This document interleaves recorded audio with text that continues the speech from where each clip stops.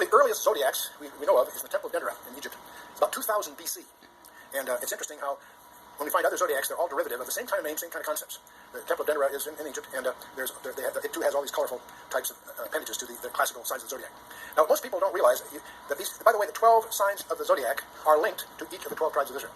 I'm going to leave that out for this discussion because we can't possibly even get into all of this, but something you do need to know. We're going to start with Virgo. Starts with Virgo, ends up with Leo. That's the cycle. So how do you know where to start? Because of the Sphinx in Egypt. The head of the woman and the body of the lion. And the word Sphinx means the binding together. But let's get on with this. Virgo the Virgin, we've all heard about that. What you may not realize, for each of the 12 constellations, there are 3 closely associated with it. They're not in the ecliptic, but they're nearby. They're called decans.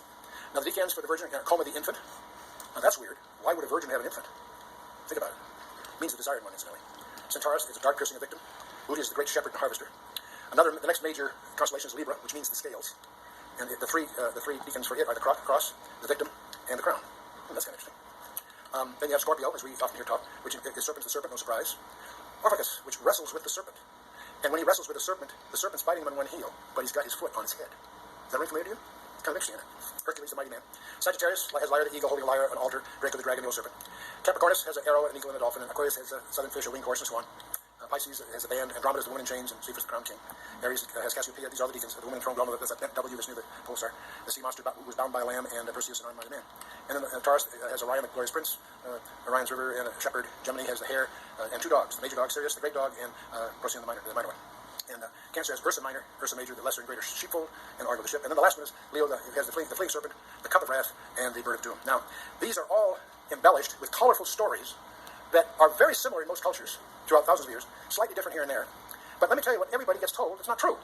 Everybody says, well, these are pictures, and they build stories around the pictures because that's the way they look to them up there. Well, that's ridiculous.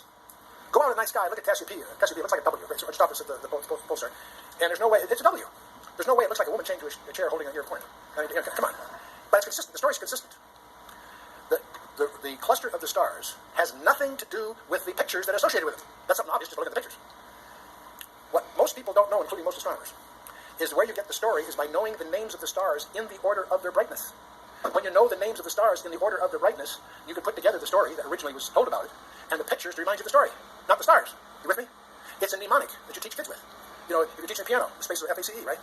No, there's no face there, but you use that as a way to FACE, whatever. It's a mnemonic, right? We all use mnemonics, right? There are many scholars that believe they were the mnemonics that Adam and Enoch taught their kids. That's plan of redemption.